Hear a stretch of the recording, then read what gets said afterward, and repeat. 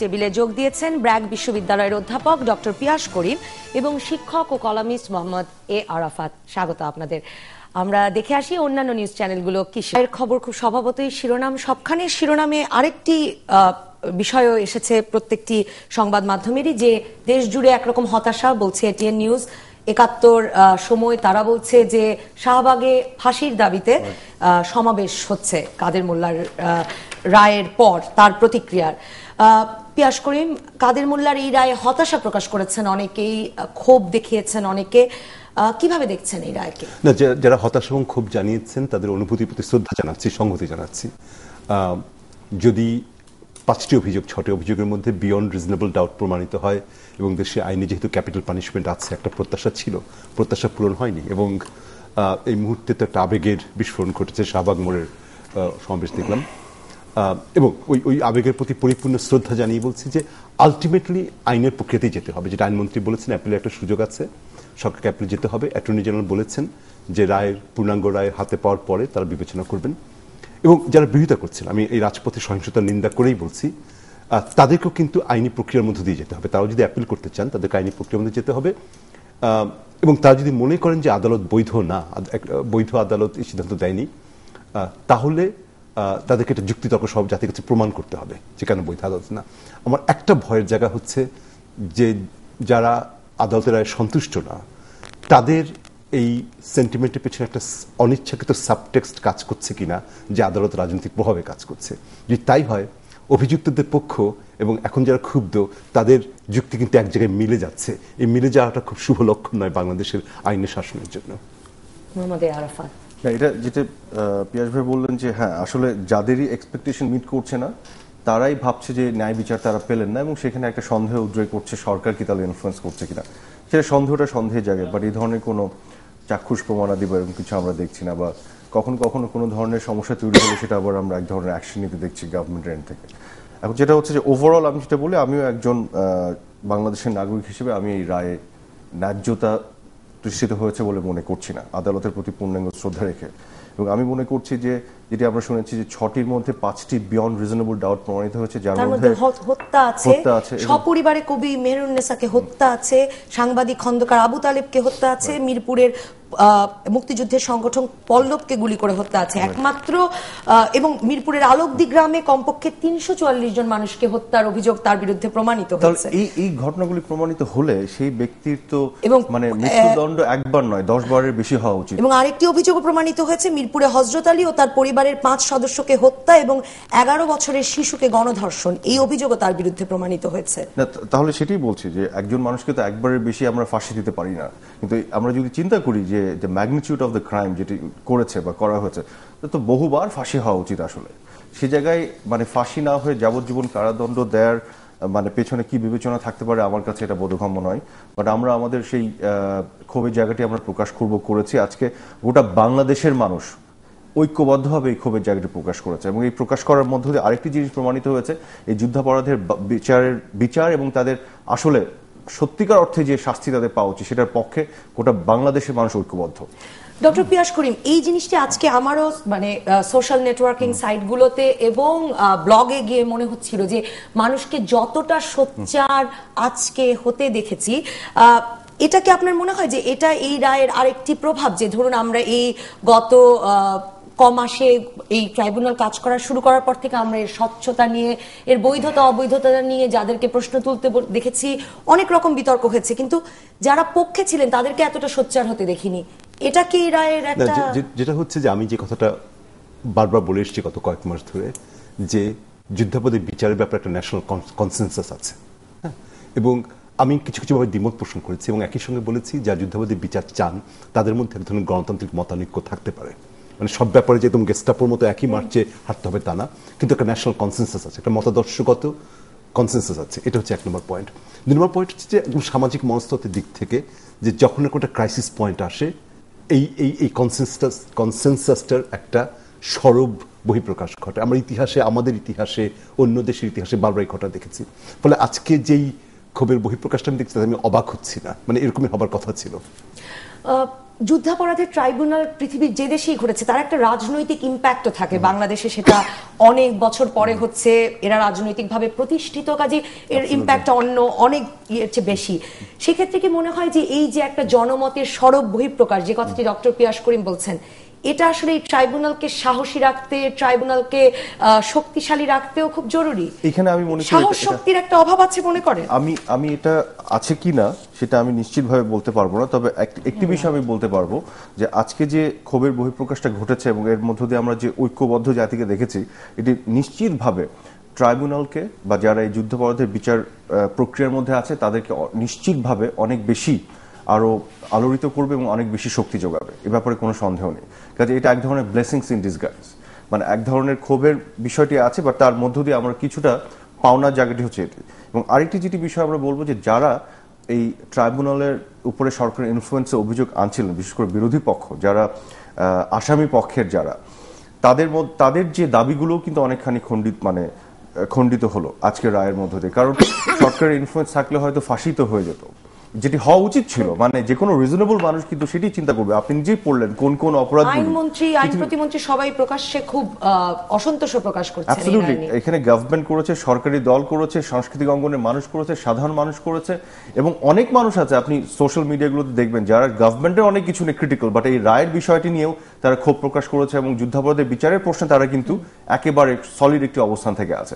এবং অনেক বিএনপি সমর্থক, সাধারণ বিএনপি সমর্থকও আছে, তারাও কিন্তু একেবারেই কোনো বিচলিত নয়, এরকম মানুষদেরও খুব সোচ্চার একটি প্রশ্ন সবার, আমি যেখানেই গেছি যাদের সাথে কথা হচ্ছে সবারই একটি প্রশ্ন, কেন মৃত্যুদণ্ড হলো না, কেন ফাঁসি হলো না? তার মানে এটি এমনভাবে স্টাবলিশড একটি বিষয় মানুষের মাথার মধ্যে যেন এটি হওয়া উচিত ছিল। কারণ এগুলো তো আসলে লুকোচুরি করে হয়নি। ৭১ যে হত্যাযজ্ঞ হয়েছিল, যে মানবতা বিরোধী অপরাধগুলো হয়েছিল, কিন্তু আমরা সবাই জানি, এবং এরা তো আসলে সেলফ ক্লেইমড এক একজন হত্যাকারী এবং ধর্ষণকারী এবং অপরাধী এক একজন। কাজে এই বিচার যে প্রক্রিয়াটি করেছে এটি স্বচ্ছতার স্বার্থে বা বিচার প্রক্রিয়ার স্বার্থে আমাদেরকে করেছে, কিন্তু আমাদের সবার জানা ছিল আসলে এর ইভেন্চুয়ালি যে এটা কি হবে, আমরা সবাই জানতাম। কাজে সত্যিকার অর্থে বলতে গেলে আমরা যেটি এক্সপেকটেশন ছিল ওই অর্থে আমরা কিন্তু এক্সপেকটেশন মিট করেনি বলে আজকে এই ক্ষোভের বহিঃপ্রকাশ। এবং এর মধ্যে দিয়ে আমি মনে করি যদি কোনোভাবে আপনি যে সন্দেহটি করছেন যে সরকার পক্ষের মধ্যে যদি ওই রাজনৈতিক আমরা বিস্তারিত আলাপ করব, এর আগে আমরা একটু কারণ বাজার নিউজ সেন্টার থেকে আমাদের সঙ্গে যোগ দেবেন ডেইলি স্টারের অনুসন্ধান রিপোর্ট সেলের প্রধান জুলফিকার আলী মানিক। জুলফিকার আলী মানিক, রায়ে প্রথমে আপনি তো এই রায় ট্রাইব্যুনালের কাজের শুরু থেকে এই কাজে লক্ষ্য রাখছেন এবং এ বিষয়ে রিপোর্ট করছেন, আপনি যদি বলেন যে এই রায় আপনার প্রতিক্রিয়া কি, প্রথমে যদি সেই তা দিয়ে শুরু করি। আজকের রায়টা আপনারা জানেন যে এটার গুরুত্বটা অনেকভাবে অন্য মামলাগুলোর চেয়ে বেশি ছিল, কারণ জামাতের একজন নেতার আজকে মামলার রায় হয়েছে এবং এটা নিয়ে গত বছর থেকে জামাত বা শিবির রাস্তায় রাজপথে যেভাবে বিভিন্ন হামলা করছে, পুলিশের উপরে গাড়ি ভাঙছে এবং রায়কে পণ্ড করবার জন্য বা বিচারকে বন্ধ করবার জন্য যা করছে, সো থ্রেটগুলি দেখেন যে কতগুলো থ্রেট, কতগুলো টেনশনের মধ্যে আজ বিচারটি হয়েছে। সো টেনশন, আমরা যারা কোর্টরুমের ভিতরে ছিলাম আমরা দেখেছি যে সেইখানেও একেবারে শ্বাসরুদ্ধকর একটা, সবাই অপেক্ষা করছে যে সবকিছু শান্তিপূর্ণভাবে হবে। জামাতের একজন শীর্ষ নেতার বিচার হচ্ছে যিনি সাবেক নন এবং যিনি পলাতক নন, হ্যাঁ, এবং আপনারা জানেন যে ৬ জন জামাতের শীর্ষস্থানীয় নেতার বিচার হচ্ছে যারা জেলে আছেন, এবং এই প্রথম ৬ জনের মধ্যে একজনের মামলার রায় হলো। সো যেটা হচ্ছে যে কোর্টরুমে এটা যারা আলোচনা আমি শুনলাম যাদের, যে রায়টা যখন হয়ে গেল এটা, হ্যাঁ, সাধারণত সবাই এক্সপেক্ট করছিল যে প্রসিকিউশন হচ্ছে একটা স্যাটিসফ্যাকশন প্রকাশ করবে এবং ন্যাচুরালি যার ডিফেন্স তার একটা হতাশা, কিন্তু জিনিসটা হলো কি যে প্রসিকিউশন আগে তার ক্ষোভ এবং হতাশা ব্যক্ত করে ফেললো। অ্যান্ড ডেফিনেটলি আমি মনে করি যে আমি ডিফেন্সের লয়ারদের মধ্যে আমি শুরু থেকে যে একটা উদ্বিগ্ন, একটা খুবই একটা চিন্তিত চেহারা, সেটার আমার মনে হলো যে হঠাৎ করে যেন রায়ের পরে ওনারা একটু রিলিফ হলেন, এরকম একটা এক্সপ্রেশন। যদিও ওনারা আনুষ্ঠানিক প্রতিক্রিয়ায় বলেছেন যে এটা একেবারেই রিজেক্ট করেছেন, ওনারা না, কিন্তু এখন প্রতিক্রিয়াটা এরকম হয়েছে। আমরা বের হওয়ার পরে দেখলাম যে ক্ষোভটা আসলে ডিফেন্সের না, ক্ষোভটা আসলে এখন যারা বিচার প্রার্থী তারাই সবচেয়ে বেশি ক্ষুব্ধ। এবং যে আলোচনাটা ওনারা করলেন, আমি দেখলাম যে শুনলাম যে সঙ্গত কারণে যে মানুষ চাচ্ছে যে এটার একটা এই অপরাধী যাদেরকে আমরা মনে করি তাদের ফাঁসি হবে, এইটাই হচ্ছে সবাই প্রত্যাশা করেন। তবে একটা জিনিস আমি সাংবাদিক হিসেবে মনে করি যে তারা প্রত্যেকেই তাদের সম্পর্কে আমরা অনেক বছর ধরে অনেক যুগ ধরে শুনে আসছি, আমরা জানি ইতিহাসে তাদের কথা বলা হয়েছে, যারা অনেক সাক্ষী আছেন যারা জানেন।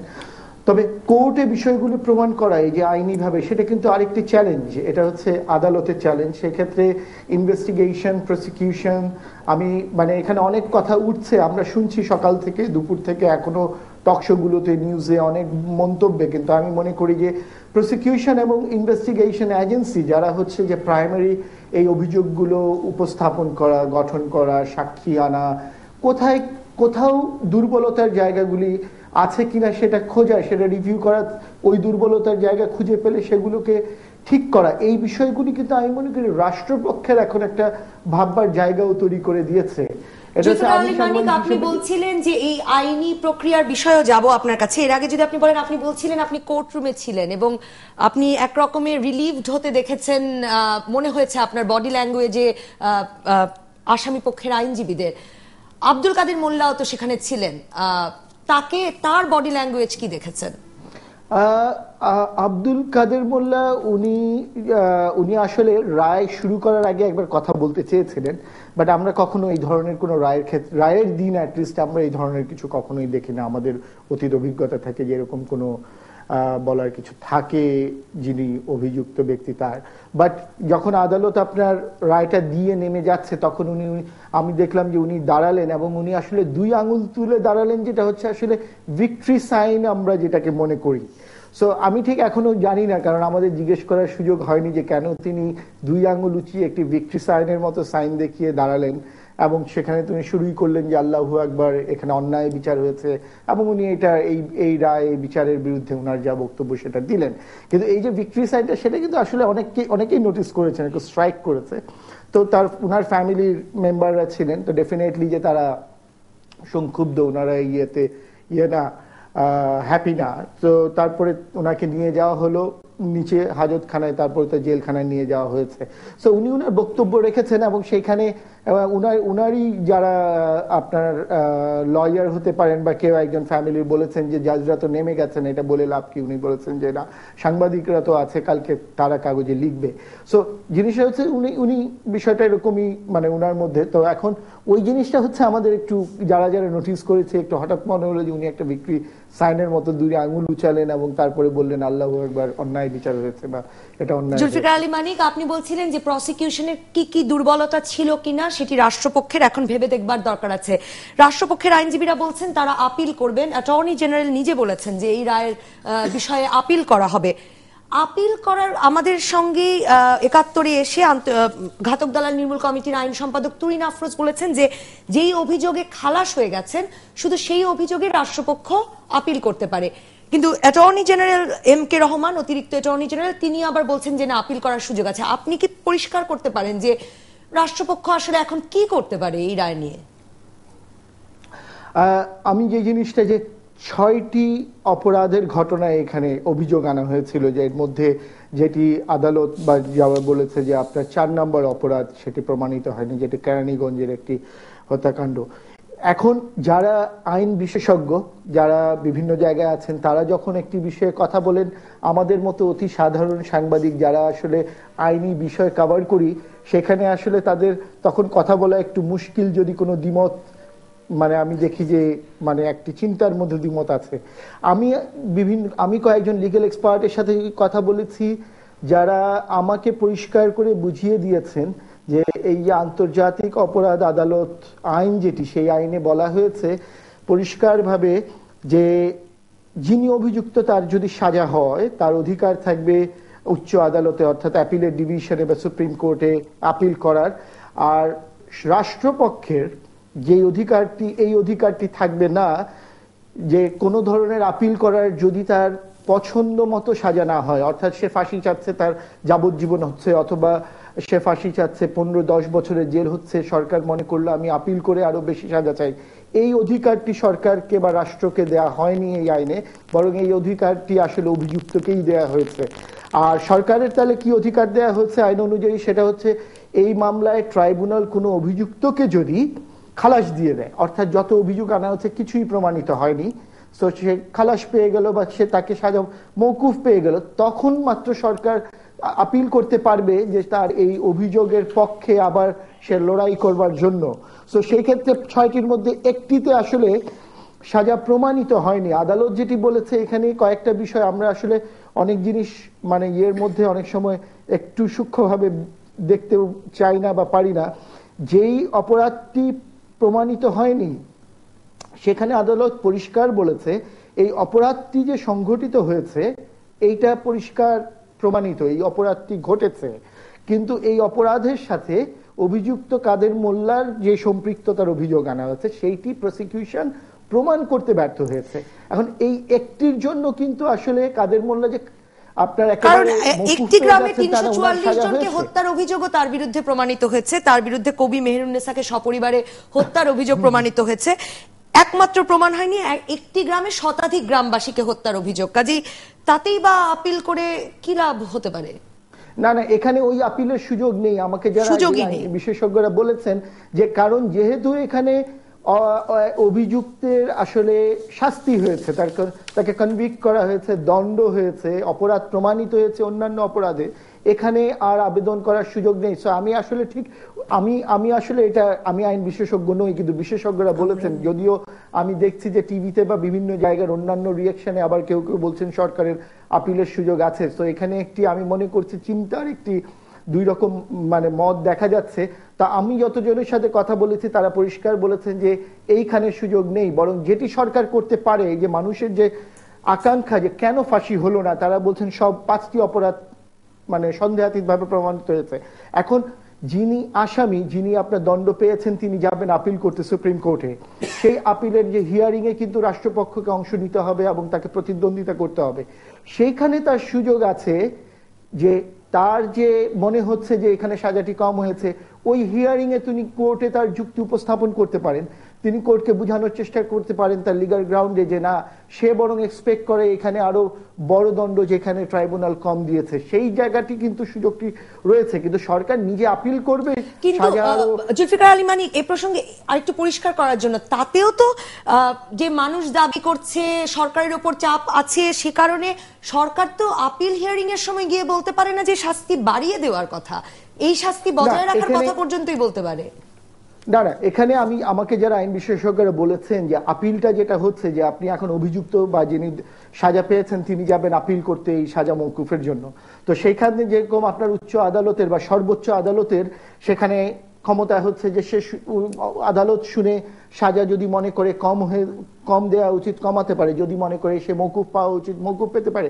এইটি যেমন আছে, আবার ঠিক আরেকটি দিক আছে যে সমস্ত অপরাধ সমস্ত গ্রাউন্ড মামলা বিবেচনা করে উচ্চতর আদালত যদি মনে করে যে না তার অপরাধের থেকে এখানে সাজা কম হয়েছে, সেই ক্ষেত্রে সে যেটি আসলে প্রপার সাজা সেটিও দিতে পারে। সেক্ষেত্রে এই অপরাধের থেকে বেশিও সেক্ষেত্রে দেবার সুযোগ রয়েছে, যেটা আমাকে বেশ কয়েকজন খুবই। কিন্তু তার মানে জিনিসটা নির্ভরশীল এখন আসামি পক্ষের আপিল আবেদনের উপর। আমি দুঃখিত নবনীতা, আমি জুলফিকার আলী মানিক, তার মানে কি এটা এখন নির্ভর করছে যে আব্দুল কাদের মোল্লার পক্ষের আইনজীবীরা আপিল করেন কিনা তার উপর সরকারের এই সুযোগ পাওয়া নির্ভর করছে? আমার সাথে অলরেডি কিন্তু জামাত নেতা আব্দুল কাদের মোল্লার আইনজীবীদের কথা হয়েছে, ওনারা আপিল করবেন, এটা একেবারেই নিশ্চিত। ওনারা আপিল করবেন, ওনারা সুপ্রিম কোর্টে ডেফিনেটলি ওনারা একটি আইনি লড়াই অবতীর্ণ হবেন। এটা মানে অন্য কোনো ভাবনার কোনো অবকাশই নেই, ওনারা যেটা বলেছেন। ধন্যবাদ জুলফিকার আলী মানিক, আমাদের সঙ্গে যোগ দিয়েছিলেন ডেইলি স্টারের জুলফিকার আলী মানিক। আপিল নিয়ে রায়ের পর থেকেই রাষ্ট্রপক্ষ অ্যাটর্নি জেনারেল বলছে যে আপিল করবে, আপিল করার প্রক্রিয়া খুব জটিল মনে হচ্ছে বা করার কোনো সুযোগ নেই। এখন যেটি বুঝলাম বিষয়টি পুরোপুরি পরিষ্কার হয়ে গেছে। আমিও সকালবেলা থেকে মানে সাংঘর্ষিক কিছু ওপিনিয়ন শুনছিলাম, বাট আমার কাছে এটি সবচেয়ে বেশি সেন্স মেক করছে বলে মনে হচ্ছে যে যদি সাজা হয়ে যায়, আমি আসলে সারা দিনের বিভিন্ন কিছু শোনাটা পরিষ্কার করতে চাচ্ছি। না এক্স্যাক্টলি, সাজা হয়ে গেলে তো সাজা বৃদ্ধির জন্য আপিল করার সুযোগ এই আইনে রাখা হচ্ছে না। যদি উনি অ্যাকুইটেড হয়ে যেত, খালাস পেয়ে গেলে হয়তো রাষ্ট্রপক্ষ আপিল করতে পারত ন্যায় বিচারের জন্য। কিন্তু এক্ষেত্রে যেটি দাঁড়িয়েছে যে আসলে আসামি পক্ষের উপরেই সবকিছু নির্ভর করছে। তারা সাজা মওকুফ বা কমানোর জন্য যদি আপিল করে, সেই প্রসেসে যে রাষ্ট্রপক্ষ তখন সুযোগ তৈরি হবে সাজা আরো বেশি হওয়া উচিত বা প্রপার ইয়েটা হয়নি বলে সেই যুক্তি উপস্থাপনের মাধ্যমে হয়তো সেই সুযোগটি তৈরি হতে পারে। কিন্তু আমরা দেখা যাচ্ছে আইনটি দেখুন, আইনটি কিন্তু কমপ্লিটলি আসামিকে তার সমস্ত যে মানবাধিকার বা যে বিষয়গুলো, যদিও তারা মানবতা বিরোধী অপরাধের দায়ে অভিযুক্ত, কিন্তু তাদের মানবাধিকার সংক্রান্ত যত রাইটগুলি আছে সবগুলো কিন্তু সংরক্ষণ করছে। কাজে এইখানে যারা আবার এটার বিপক্ষে কথা বলছেন, স্পেশালি জামাত ইসলামের পক্ষ থেকে যারা এই আদালতকে বিভিন্নভাবে খাটো করার চেষ্টা করেছেন, তাদের যুক্তি যে ঢোপে টেকে না, সেটি কিন্তু আবার প্রমাণিত হলো এক অর্থে। ডক্টর পিয়াস করিম, সেরকমটা কি প্রমাণিত হলো? কারণ এই অভিযোগগুলো তো ছিল যে সরকার ব্যবহার করছে এই আদালতকে, তারপর অভিযোগ ছিল যে আসামিদের কোনো সুযোগ সুবিধা দেওয়া হচ্ছে না। না, আমি এই ব্যাপারে আমার মন্তব্যটাকে একটু রিজার্ভ করবো, এ কারণে যে গত দুদিন ধরে বাজারে গুজব আছে, আমি এই গুজবগুলোর কোনো বাস্তব ভিত্তি আছে সেটা বলছি না, কিন্তু সমাজবিজ্ঞান হিসেবে তো গুজবের একটা সামাজিক মনস্তাত্ত্বিক দিক আছে, আমি ওই আলোচনা এখন যাচ্ছি না। আমি একটু অন্য কথায় আসছি, সেটা হচ্ছে যে আমি যে মন্তব্যটা করবো এটা ভুল বোঝার শিকার হতে পারে, গত 2-3 মাসে তো অনেকবারই ভুল বোঝার শিকার হয়েছি, ঝুঁকি নিয়ে বলছি। এক হচ্ছে, আমি আবারও বলছি যে জনগণের যে ক্ষোভ, জনগণ যে হতাশ, তার সময় পূর্ণ সংহতি, পূর্ণ সমর্থন আছে। আমি একাত্মতা ঘোষণা করছি। যারা ডিরেক্টলি এফেক্টেড হচ্ছেন, যাদের পরিবার কিংবা বাংলাদেশ সাধারণ মানুষ, তরুণ প্রজন্ম, আমি এটা একেবারেই, এবং আমি যে কথা বারবার বলেছি, একটা ন্যাশনাল কনসেন্সাস আছে। আপনার একটা প্রশ্নের প্রেমিস নিয়ে কথা হচ্ছে, তাতে আদালতকে শক্তিশালী করা হবে কিনা, এই গণবিক্ষোভে আদালতের চাপ তৈরি করা হবে কিনা।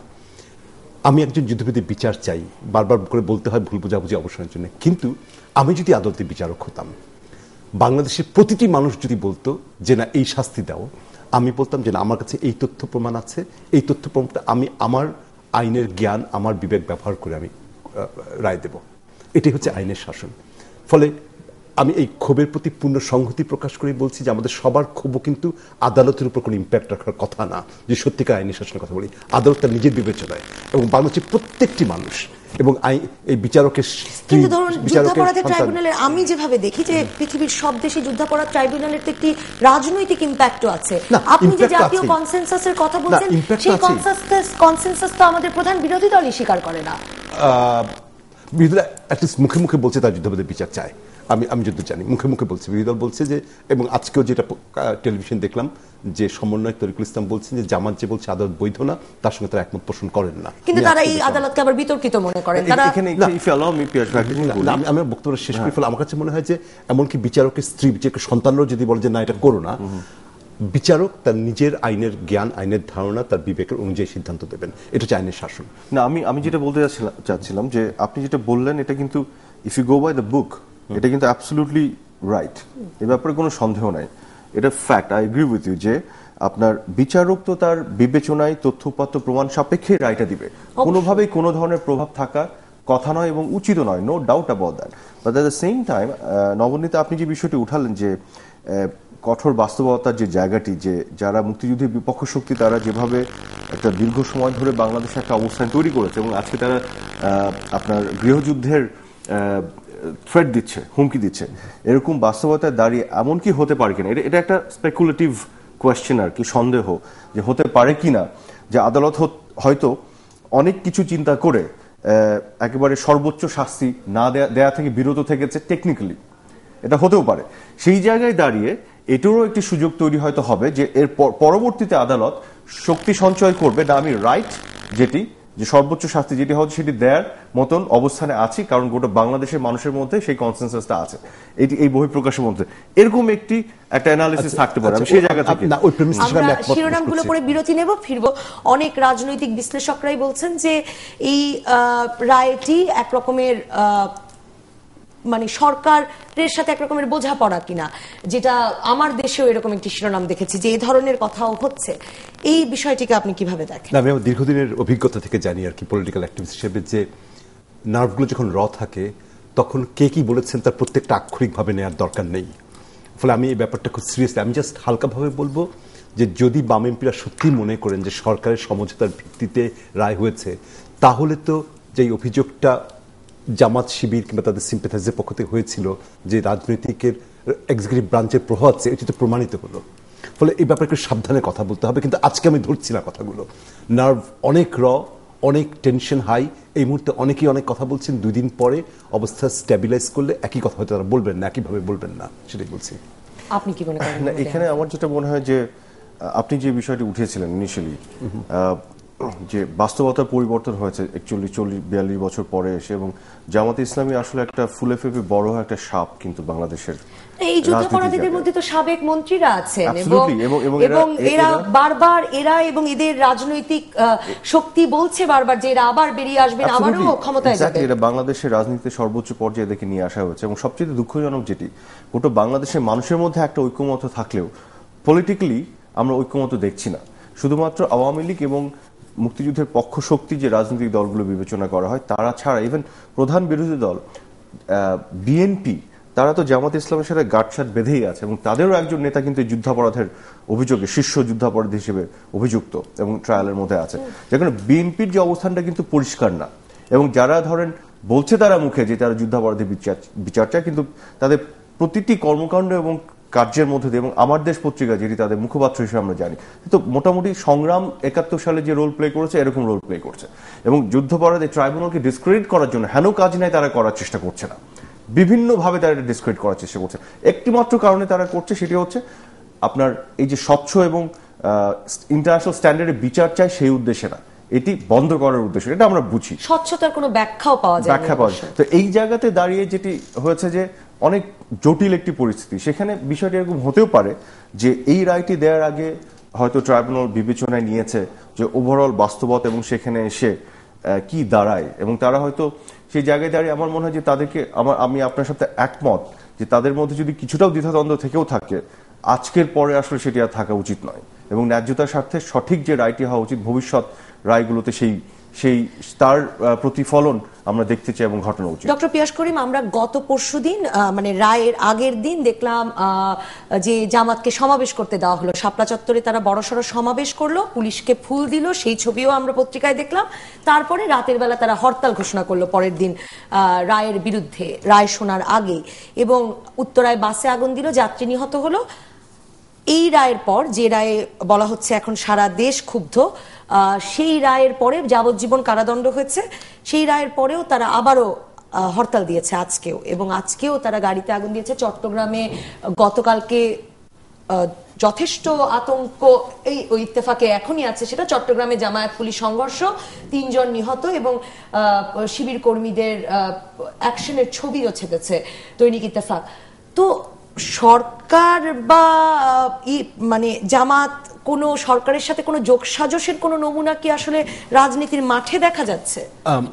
জামাতকে শান্তিপূর্ণভাবে সমাবেশ করতে দেওয়া উচিত ছিল কিনা এই তর্কে আমি ঢুকবো না। আমি আরাফাতকে ক্যামেরা কিন্তু অনেকে আবার এই 71 জার্নালে এসে অন্যান্য ফোরামেও বলেছেন যে জামাতের দেওয়ালে ঠেকে গেছে। ওই ব্যাপারে আমার একটা মত আছে, কিন্তু এই মতটা আজকে করবো না। আমি যেটা বলছি যে বহুদিনের শিক্ষকতার অভিজ্ঞতার পরে, বহুদিনের পাবলিক স্পিকিং এ থাকার পরে, বহুদিনের পলিটিক্যাল অ্যাক্টিভিস্ট থাকার পরে বুঝেছি যে কখন কথাটা বলতে হবে সেটা গুরুত্বপূর্ণ, কখন কথাটা বলতে হবে না সেটাও গুরুত্বপূর্ণ। এটা কোনো ট্যাকটিক্যাল কারণে নয়। আজকে যারা ক্ষুব্ধ তাদের আবেগের প্রতি শ্রদ্ধা রেখেই আমি ওই ডিসকাশনটা যাব না, আজকে সচেতনভাবে ডিসকাশনে এড়িয়ে যাচ্ছি। কিন্তু এই গুজবটা শুনছি, আমি প্রথম শুনলাম পরশুদিন। আমি কতগুলো সিনারিওর কথা বলছিলাম যে জামাতের সঙ্গে রাষ্ট্রযন্ত্রের কনফ্রন্টেশন কোথায় যেতে পারে। অ্যাঙ্কর বললেন যে সমঝোতার ব্যাপারটা কি হতে পারে। আমরা ঠিক বিশ্বাস করতে চাইলাম না। কালকে একটা বেসরকারি টেলিভিশন চ্যানেলে বলেছি আমি যে আমি মনে হচ্ছে না যে সমঝোতা হওয়া সম্ভব, কারণ জামাত এবং আওয়ামী লীগ এমন একটা জায়গায় চলে গেছে রিকনসাইল করা সম্ভব বলে আমার মনে হচ্ছে না। পর্দার অন্তরে অনেক কিছু হয় যেটা আমরা জানি না। আমার ইনস্টিংক্ট হচ্ছে হয়তো হচ্ছে না। তাহলে আওয়ামী লীগ তার কর্মীদেরকে কি বোঝাবে? আজকে যে ক্ষুব্ধ ছেলেমেয়েরা শাহবাগে তাদেরকে কি বোঝাবে? মানে আওয়ামী লীগকে তো একটা বোঝানোর জায়গা আসতে হবে। আমি যখন সমাবেশ হওয়ার পরপরই প্রথম আলোর অনলাইন সংস্করণের রিপোর্ট দেখেছি বিএনপি নেতাদের মতামত দিয়ে যে জামাত আওয়ামী লীগ কাছাকাছি চলে যাচ্ছে কিনা, বিএনপির শীর্ষ মহলে নাকি এটা বলছেন তার রাজনৈতিক কারণে।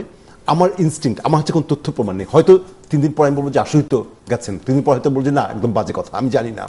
আমার ইনস্টিংক্ট হচ্ছে যে হয়তো ঘটনাটা ঘটছে না। এখন আমি ভুলও প্রমাণিত হতে পারি। দুটো কথা হচ্ছে, একটা যে আমি ওই যে আরাফাত নিজস্ব রাজনীতি আছে, আমার রাজনীতি আছে। আরাফাত যে বিএনপিকে বললেন যে বিএনপি আসলে যুদ্ধের, আমি কি যদি ভুল যুদ্ধাপরাধী বিচারের বিষয়টি নিয়ে আমার যেটা মত যে আমি যেহেতু মনে করি যে একটা ন্যাশনাল কনসেনসাস আছে, আমার কাছে মনে হচ্ছে কৃত্রিম বিভাজনগুলো তৈরি করতে না পারলেই ভালো হয়। মানে যারা যুদ্ধাপরাধী বিচার চায় তাদের দায়িত্ব হবে বিএনপি যাতে যুদ্ধাপরাধের বিচার আর পক্ষে দাঁড়ায়, Absolutely, কিন্তু এই absolutely. শত্রু মিত্র দাঁড়া করলে হবে কি, মানে আমি নিজে ভিকটিম হচ্ছি গত আমি কয়েক যেটা মাস বলছিলাম যে ধরে। তাহলে আপনি যে জাতীয় কনসেনসাসের কথা বলছেন আমাদের সেটাই, রাজনীতিতে আমি সেটা সেটাই। দেখতে এবং পাচ্ছি। আমি নিজে এটা ভিকটিম হচ্ছি গত কয়েক মাসে অকথ্য গালাগালি, কুৎসিত গালাগালি, কারণ আমি কতগুলো ব্যাপারে আমার মতামত জানিয়েছি এবং বারবার নিজে কোয়ালিফাই করি যুদ্ধপরাধের বিচার চাই, এবং বিএনপি নেতাদের যে কোনো করে সেরকম করবো না। সিরিয়াসলি আরাফাত তো একটা ব্যক্তিগত বন্ধুত্বের মধ্যে দ্বারা হয়েছে, অসমবয়সী বন্ধুত্ব যদিও। এবং আমি নিজে অসাম্প্রদায়িক গণতান্ত্রিক রাজনীতির পক্ষে, কিন্তু এই কৃত্রিম বিভাজনগুলো আমাদের দেশে, মানে একটা জাতি মানে কিন্তু শুধু একটা ভৌগোলিক সীমারেখা না, একটা জাতি মানে কিন্তু শুধু একটা কমন ভাষা না, জাতি কতগুলো কমন মরাল প্রেমিসের উপর একটা জনগোষ্ঠী দাঁড়ানো, ওই জায়গাতে আমরা নষ্ট না করে ফেলি। আসলে কি নষ্ট না করে ফেলি আমরা।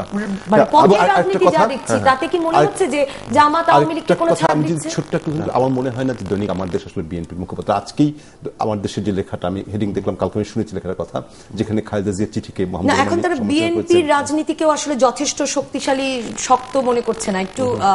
না, ওরা আসলে মানে কিছু কিছু জায়গায় দাঁড়িয়ে একটু বিপক্ষে অবস্থান নেয়, যেমন ভারত সফরের বিপক্ষে তারা অবস্থান নিয়েছে, এবং চিঠিটা যেমন যেটা বিএনপি সরাসরি এসএসসির অজুহাতে নাকি নরম কর্মসূচি দিয়েছে, Exactly. এমন একটি শিরোনাম ছিল গত ওই ধরনের, মানে এক ধরনের ভালোবাসার আপনার ক্রিটিসিজম। আমি মামুদুর রহমানকে দীর্ঘদিন ধরে, তার সঙ্গে আমার রাজনীতি হাজারটা তফাৎ থাকতে পারে, এই লোকটা রাজনৈতিক সততা সম্পর্কে আমার কোনো প্রশ্ন নেই। উনি যা বিশ্বাস করেন বলেন, যা বিশ্বাস করেন তার সঙ্গে দ্বিমত থাকতে কিন্তু পারে, সেটা অন্য পৃথিবীর প্রশ্ন। সব দেশেই তো বিভিন্ন সংবাদ মাধ্যমের আমরা এটাকে ফলো করে যেটা বুঝি, পিয়াস ভাই, আমি সেই ওই ব্যাপারে আমরা দ্বিমত দ্বিমতটা জানিয়ে রাখলাম আর কি। না, অ্যাবসলিউটলি, ওটা যেটা আমরা বুঝি যে বিএনপির রাজনীতির যে জায়গাটি, এবং সেই জায়গাটিকে আরেকটু যদি আমরা ফ্যানাটিক্যালি যদি ধরি, সেই জায়গায় দাঁড়িয়ে আছে আমার দেশ। কাজে তারা কিন্তু ওই জায়গাতে দাঁড়িয়ে, এবং তারা টু আ সার্টেন এক্সটেন্ট জামাতকে সমর্থন করছে, যুদ্ধাপরাধের বিচার যাদের বিপক্ষে চলছে তাদেরকে ডিফেন্ড করার চেষ্টা করছে, এটা তো আমাদের সামনে, চোখের সামনে হচ্ছে। সেই জায়গায় দাঁড়িয়ে আমি বিষয়টি বলেছি। আচ্ছা, আপনি যদি বললেন যে সরকারের সাথে সমঝোতার যে বিষয়টি, আমি আজকে প্রধানমন্ত্রী যে শক্তভাবে যেটি বলেছেন যে যুদ্ধাপরাধের বিচার বাংলাদেশের মাটিতে হবেই, এবং যারা এটিকে থামানোর জন্য চেষ্টা করছে তাদেরও আমরা বিচারের আওতায় আনবো, সেই জায়গায় দাঁড়িয়ে আমার মনে হয় না, আমি যেখানে পিয়াস ভাইয়ের সাথে একমত হব, যে মাঠের রাজনীতিতে এদের মধ্যে কোনো সমঝোতা হওয়ার সুযোগ আছে বলে আর মনে হয় না। এবং যদি সমঝোতা হয়, বা এটা আমরা ভাবলেও, আমার মনে হয় যে তাহলে তো আর কোথাও যাওয়ার জায়গা থাকলো না, তাহলে সবকিছুই তো অর্থহীন হয়ে যাবে। তাহলে কি রাজনীতিতে নীতি নৈতিকতা, ন্যায্যতার পক্ষে দাঁড়ানো, এগুলোর কোনো বিষয় থাকবে না? সবকিছু কি কৌশল হয়ে যাবে? তাহলে তো সেই রাজনীতির দরকার নেই দেশে। এত মানুষ হত্যাকাণ্ডের শিকার হলো, এত শহীদের রক্তের উপর দিয়ে দেশ দাঁড়ালো, এবং যাদের প্রতি আমরা ভরসা করি, যাদের নেতৃত্বে মুক্তিযুদ্ধ হয়েছে, যারা আজকে এত কিছুর পর এই কঠোর বাস্তবতায় দাঁড়িয়ে কিছুটা হলেও মুক্তিযুদ্ধের সেই চেতনার পক্ষের পতাকা ধরে রেখেছে, তারা যদি কৌশলের জন্য এই সমঝোতা করে, তাহলে আর কোনো কিছুই বাকি থাকে না। কারণ এখানে দাঁড়িয়ে আমাদের ক্ষোভের বহিঃপ্রকাশ ঘটাতে যে হয়তো আমরা অনেক কথা বলে ফেলতে পারি, যেখানে আবার একমত আমি পিয়াস ভার্সিটি বললেন যে আজকে যে সিচুয়েশনটা, ক্ষুব্ধ বাস্তব, মানে ক্ষোভ প্রকাশ করতে যে অনেক কিছু আমরা বলে ফেলছি, অনেক রাগ আমাদের মধ্যে, that is a different issue all together. But কোনোভাবেই আমি এটি মনে করি না, মনে করতে চাই না। কারণ আপনি দেখবেন যে আওয়ামী লীগের রাজনীতির যে মূল যে জিন যেটি, সেইখানে তার সাথে কিন্তু এই ধরনের কোনো সমঝোতা এত বেশি কন্ট্রাডিক্ট করে যে আওয়ামী লীগের রাজনীতিটাই থাকে না at the end of the day. এবং এইভাবে এই ধরনের কাজ তারা যখনই অতীতে করার চেষ্টা করতে গেছে, ওরা কিন্তু ইভেন্চুয়ালি থাকতে পারেনি। কারণ আওয়ামী লীগের রাজনীতির মূল জায়গাটি কি, তাদের যে সিম্পাথাইজার, তাদের যে কর্মী বাহিনী, তাদের যে বিশাল যে এই যে চেতনার পক্ষের যে বুদ্ধিজীবী, লেখক, সাংস্কৃতিক অঙ্গনের মানুষ, এই মানুষগুলি যে চেতনা ধারণ করে, সেটি তো আওয়ামী লীগের রাজনীতি at the end of the day. এবং সেটির সাথে কোনোভাবেই জামাতের মতো একটা মৌলবাদী, গণতন্ত্র বিরোধী এবং স্বাধীনতা সার্বভৌমত্ব বিরোধী একটি শক্তির সাথে সমঝোতার প্রশ্ন উঠতে পারে না। বুধবার মানে আজ আবারও হরতাল দিয়েছে এবং এসএসসি পরীক্ষা চলছে। জামাতের ছিল যে তারা যদি এর মানে সম্পূর্ণ রাজনৈতিক উদ্দেশ্য প্রণোদিত এবং সরকার নির্দেশিত এই রায়ের প্রতিবাদে তারা হরতাল দিচ্ছে, রায়ের দিনও দিয়েছে, পরের দিনও দিচ্ছে।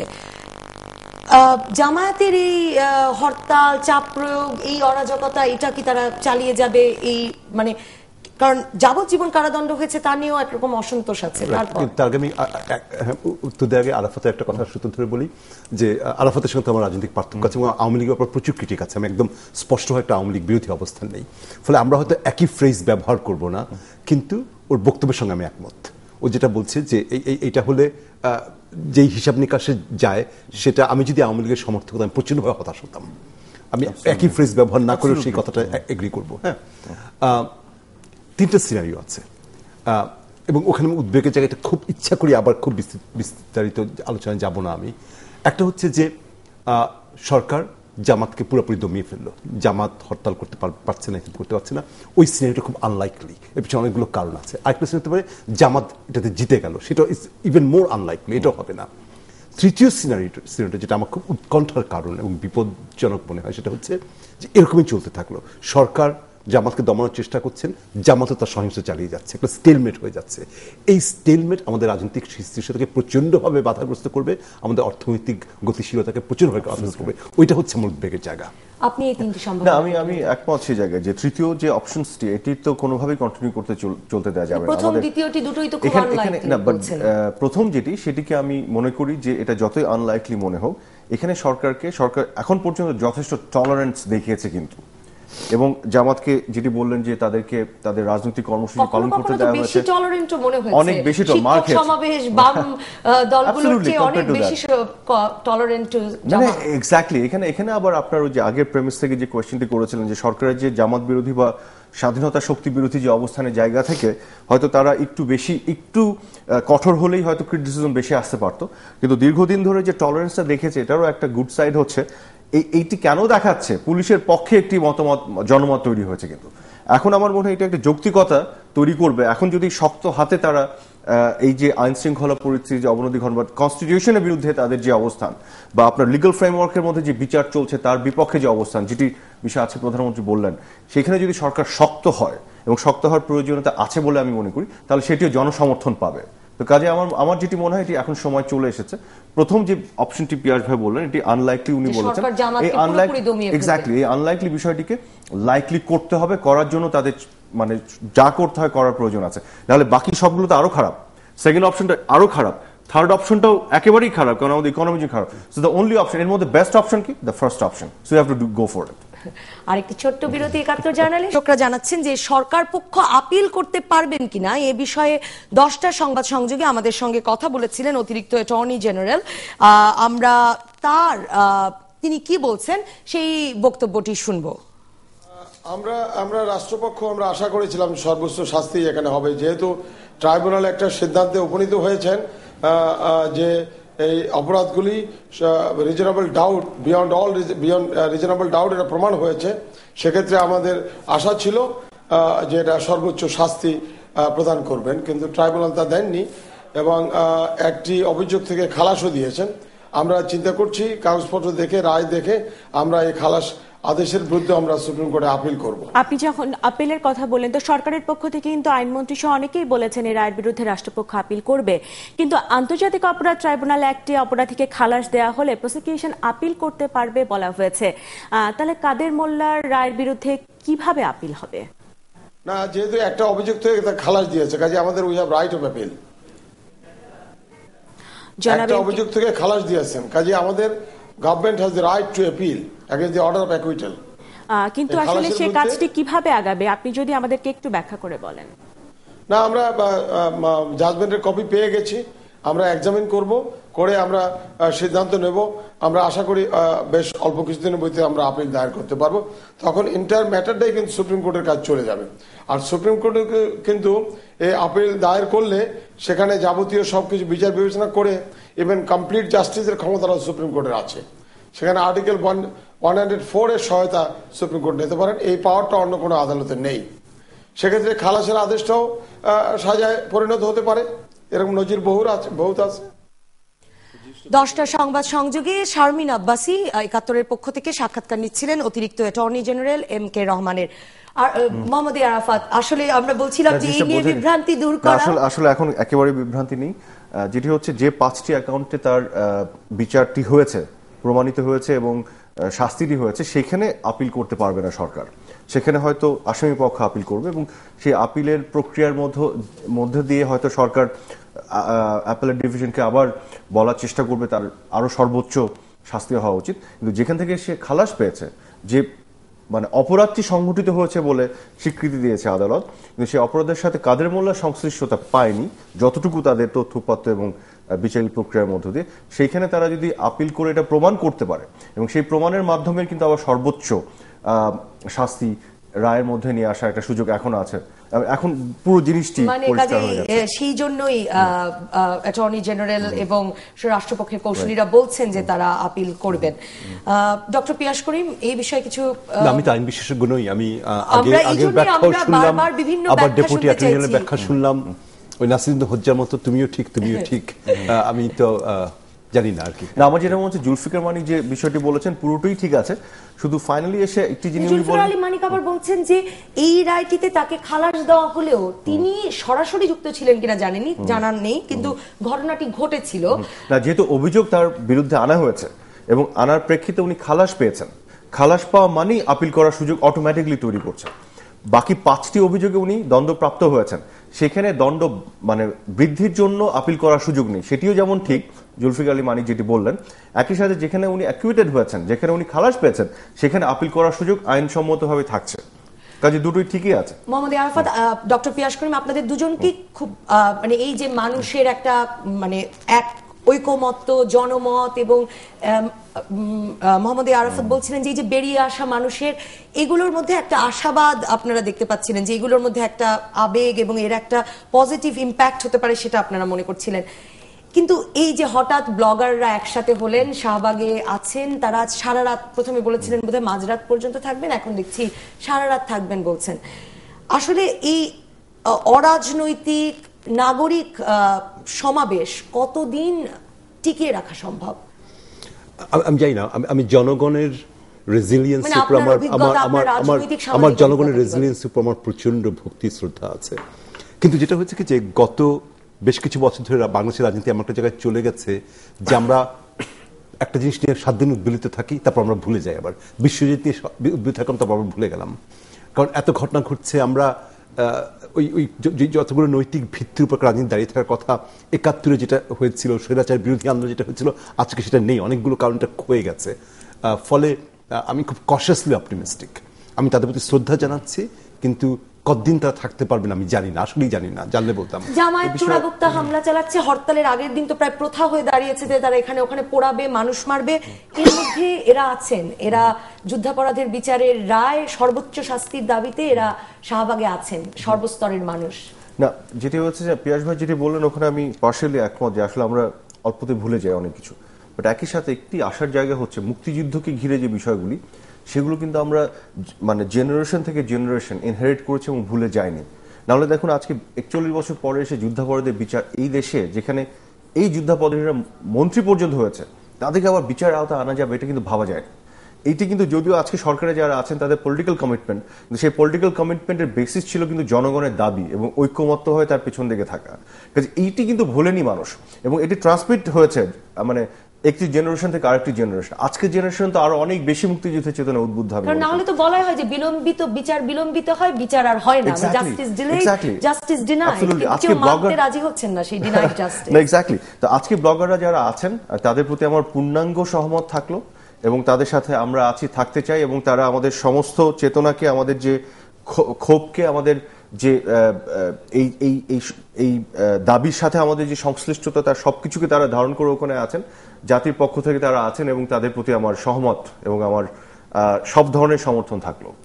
আমরা শাহবাগে গেছেন ইরানের প্রেসিডেন্ট, এটা খুব গুরুত্বপূর্ণ সন্দেহে, কারণ এই দুজনই যার যার নিজের দেশে একটু সমস্যা আছেন, এবং দুজনই কট্টরপন্থী রাজনীতির।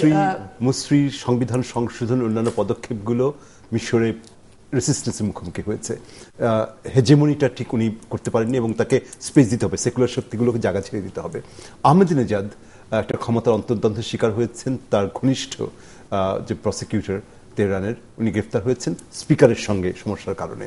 ফলে আহমেদিনেজাদের রাজনৈতিক ভবিষ্যৎ নিয়েও আজকে বিভিন্ন চ্যানেলে কথাবার্তা শুনলাম।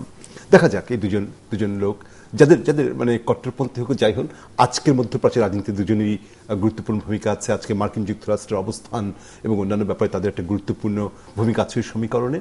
আমরা চোখ কান খোলা রাখবো, এবং কায়রো কার বন্ধু হয়ে উঠতে পারে, ইরান কার বন্ধু হচ্ছে, সেটা সবসময় আমরা চোখ কান খোলা রাখবো, আমরা চোখ কান খোলা রাখবো। মোহাম্মদ আরাফাত, অফকোর্স আমি এখানে মানে আমেরিকানদের সাথে ইরানের যে দ্বন্দ্বটা বিভিন্ন বিষয় নিয়ে, যেখানে আমরা যেটা দেখি যে আহমেদিনেজাদ বিভিন্ন জায়গায় যেখানে আমেরিকানদের বিপক্ষে থাকা যে কোয়ার্টারগুলি, ভেনেজুয়েলা বা তাদের সাথে একটা সখ্যতা বাড়ানোর চেষ্টা করছেন। সেই অর্থে ইজিপ্টে যাওয়াটা খুবই স্বাভাবিক, বিকজ ওখানে আজকে যারা চলে এসছে ক্ষমতায়, এক্স্যাক্টলি তাদের সাথে সব সময় দ্বন্দ্বে আমেরিকা, ভেরি ন্যাচুরালি। তো কাজে সেই জায়গায় যে সে তার রাজনীতিটা ঠিক রাজনীতিই করছে তার জায়গা থেকে যদি দেখেন।